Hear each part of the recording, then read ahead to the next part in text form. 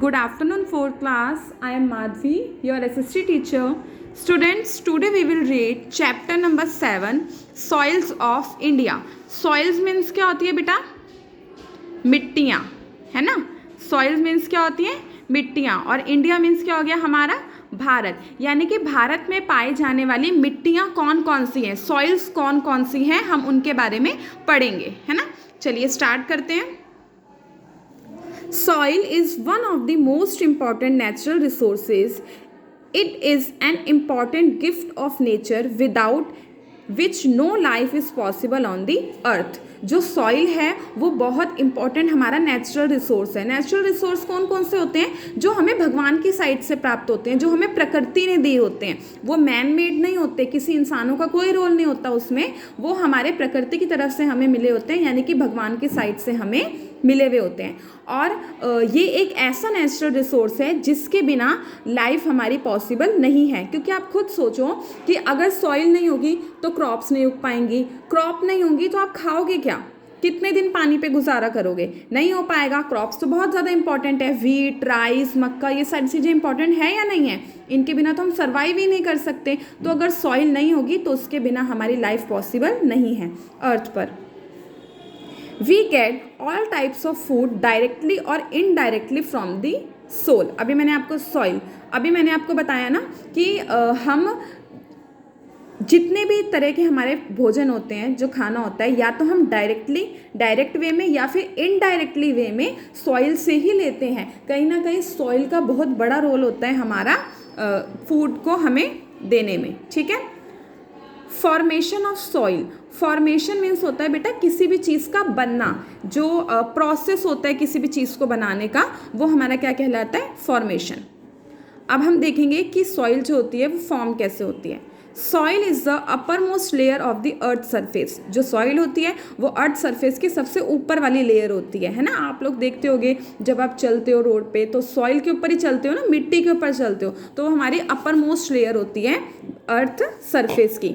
It is formed when natural forces like rain, wind, sun and water break large rocks into a smaller piece. ये कब form होती है? जब हमारे जो नेचुरल फोर्स होते हैं, नेचुरल फोर्स मीन्स जो भगवान की साइड से होते हैं, जैसे कि रेन, अगर ज़्यादा मात्रा में बारिश हो गई, या विंड, बहुत तेज़ हवा चल गई, या फिर क्या होता है वाटर की वजह से जो बड़े बड़े हमारे रॉक्स होते हैं वो स्मॉलर पीस में क्या हो गए? वो ब्रेक हो गए. These small piece further break down into sand and silt and there are carried to different places by water and wind. अब ये जो पत्थर के टुकड़े होते हैं वो वाटर और विंड के कारण क्या होते हैं ना, और छोटे छोटे स्मॉल पीसेस में डिवाइड हो जाते हैं. लाइक मान लो आपका ये पत्थर है, ठीक है, ये विंड या वाटर से ब्रेक हो गया, इतना हो गया. उसके बाद ये और छोटे छोटे साइज़ के ये बन जाते हैं. और ये क्या होते हैं, अब जब ये छोटे छोटे साइज़ के हो गए तो ये बहुत ज़्यादा हल्के हो गए. तो अब जब हवा चलती है तो ये क्या होते हैं, एक प्लेस से उड़ के दूसरे प्लेस पे चले जाते हैं. ठीक है. आपने देखा होगा कि आंधी चलती है तो बहुत धूल उड़ती है, तो ये क्या होता है, ये मिट्टी ही एक स्थान से दूसरे स्थान पर उड़ के हमारी जा रही होती है. ठीक है. This is very slow process. ये जो प्रोसेस है वो बहुत स्लो है. ऐसा नहीं है कि बहुत ज़्यादा फास्ट हो जाता है, बहुत स्लो प्रोसेस है ये सॉइल फॉर्मेशन का. It may take thousands of years to form a 2.5 centimeter thick layer of soil. Centimetre thick layer of soil. देखो ये क्या कहते हैं, ये जो हमारा प्रोसेस है ये बहुत ही ज़्यादा स्लो होता है. इसको बनने के लिए हमारे थाउजेंड्स ईयर यानी कि हज़ारों साल लग जाते हैं. और सॉइल कंटेन्स डेड प्लांट, यानी कि जो सॉइल होते हैं उसमें क्या क्या चीज़ें मिली होती है? Dead plant. डेड मीन्स जो मरे हुए, जो मृत्य जो हमारे पेड़ पौधे होते हैं जो बिल्कुल ख़त्म हो गए होते हैं वो कंटेन होते हैं. Animals, minerals, water and air which make it rich and fertile. ये जो सारी चीज़ें होती हैं, एनिमल, डेड एनिमल जो होते हैं, जो जानवर मर जाते हैं ना, तो क्या करते हैं, उन्हें हम मिट्टी के नीचे दबा देते हैं. तो वो अंदर ही अंदर वो प्रोसेस चलता रहता है. वो पहले अच्छी तरह से गल सड़ जाते हैं, उसके बाद जाके वो हमारी मिट्टी जो होती है वो बनती है. और इन्हीं चीज़ों के कारण जो हमारी सॉइल होती है वो बहुत ज़्यादा क्या होती है, रिच होती है और फर्टाइल होती है.